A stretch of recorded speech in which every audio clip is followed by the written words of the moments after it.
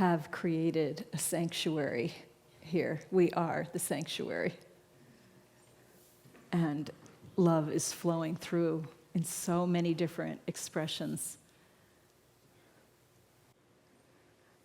Just put your hand on your heart and say thank you. Thank you to your own beautiful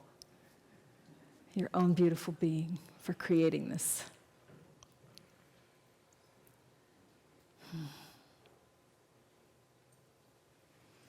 Today we're talking about faith, walking on the water. So the story that walking on the water comes from is about how Jesus' disciples get in a boat and they're heading out and it gets really stormy and he's stayed behind to pray. And it's getting very, very dicey in this storm. And all of a sudden, over in the distance, they see someone walking toward them on the water. And as it gets close enough, they're trying to, first of all, what would you think? Somebody's walking on the water. You're flabbergasted by this. But as they get closer, they recognize, that looks like Jesus. And so Peter, whose name means faith, when Jesus renames him, which was a common thing, you get a spiritual name when you step into something bigger, and he is renamed from Simon to Peter, meaning faith, and he says, I'm going to found my church on you, meaning on faith. These gatherings that grow are founded on faith in something that's greater. So Peter is the one that spots him, and he says, Lord, if it's you, prove it by telling me to walk toward you. Have you ever put something impossible out? Jeff tells the story of when he was a 9-year-old. He used to go digging for worms, and he'd say, okay, if there's really a baby Jesus, let there be 9 worms in my shovel. Yeah. So we do these things, even when we're small. We put out these tests to God to prove, because we doubt. So he puts out what he thinks is an impossible task. He doesn't know how to walk on the water. Well, of course, what does Jesus say? Come on. And so Peter, because his faith is great, gets out of the boat. This is a seasoned fisherman. Seasoned fishermen don't climb out of the boat in the middle of a storm. But that's what he does, and he walks toward Jesus. And he is walking on the water. Until he starts thinking about, oh crap, there's a storm going on. And as soon as he has that thought, down he goes. And Jesus reaches out his hand and pulls him back up. This story is not literal. It's a sacred story telling us that when the storms of life come, and the ocean represents emotion, when those storms come and batter us and scare us, if we will keep our eyes firmly on the divine, that higher power, if we keep our attention there, we can rise above the storm that is going on. Jesus talks also about if you have faith, you can say to a mountain, I'm going to throw you into the sea. Now, most of us don't know how to move a mountain, right? But again, it's not meant to be literal. The mountain represents higher consciousness, and we can move our higher consciousness wherever we need it to be if we have faith. He talks about mustard seeds. Those of you who cook probably have mustard seed in your spice cabinet. Maybe you've even used it once. I don't know. I've had it for years, but I've never used it. But I know that it's tiny. It's teeny, teeny, teeny, tiny. And he talks about how the mustard seed, even though it's tiny, grows into a bush. Over in the Middle East, it's a weed, probably like we have sagebrush here. It would be there. So even from the teeniest bit of faith, there is so much growth that is available. That's what he's saying. We don't need a lot. And that's lucky, because a lot of the times we don't have a lot when we get into difficult situations. They frighten us.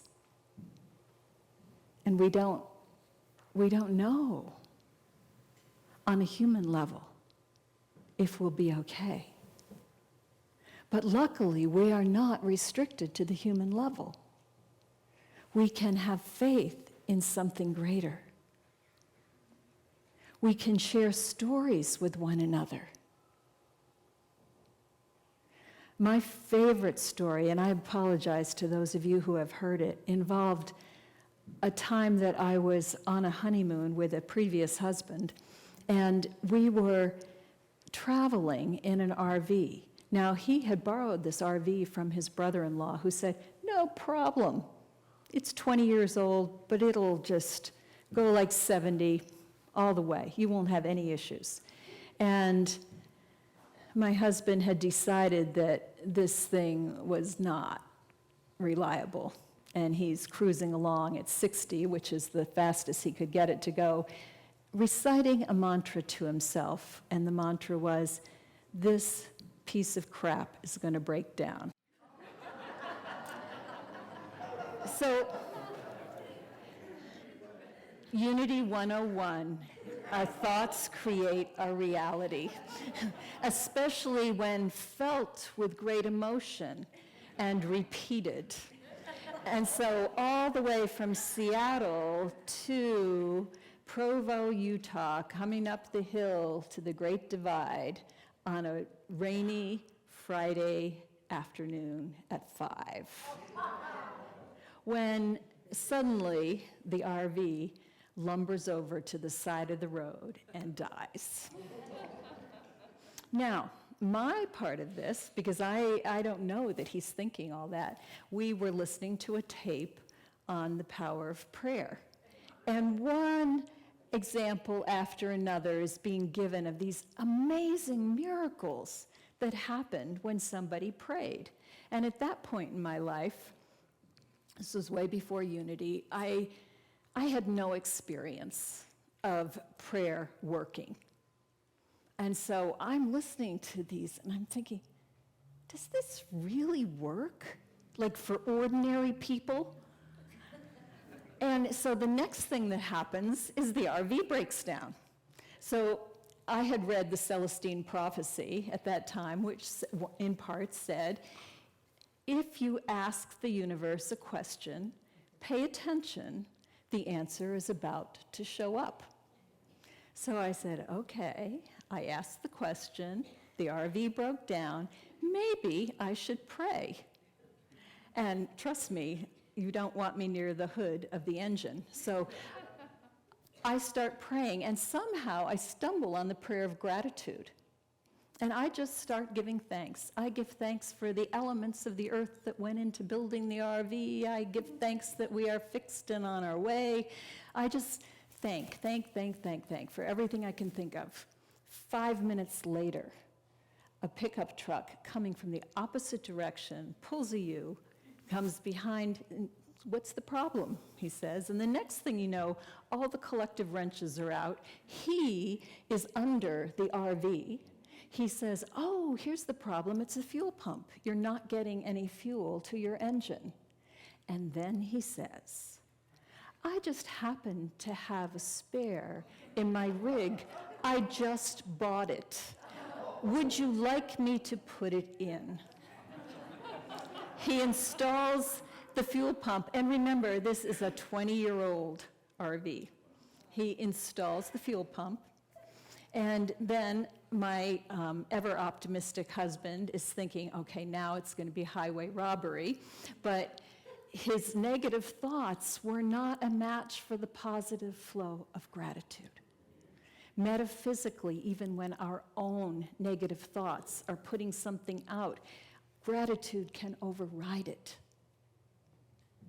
And this gentleman said, oh no. Oh, my husband said, can I pay you for it? And he said, oh no, if you'd be willing to give me $54, I have the receipt for the pot. And then just get on your way and have a wonderful vacation.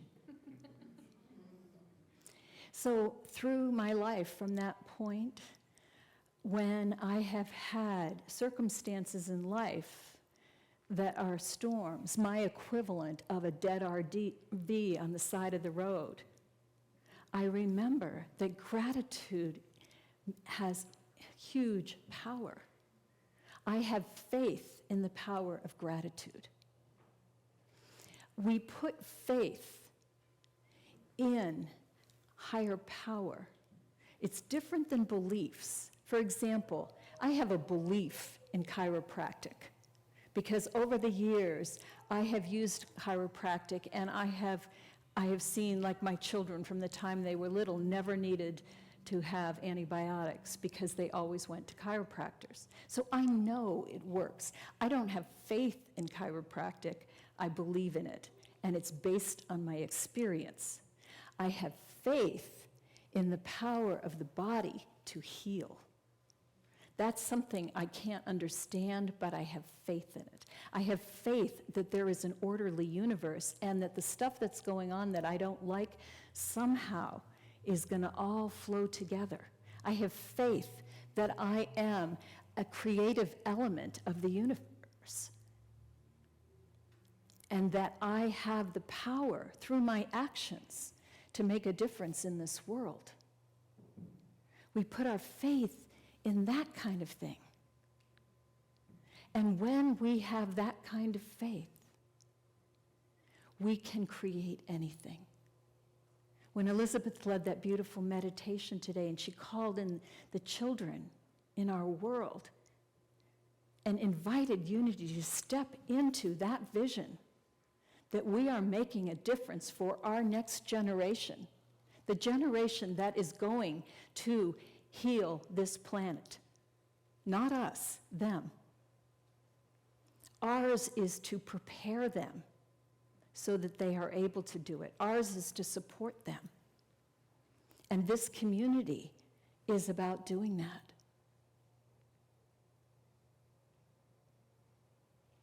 So join me in faith.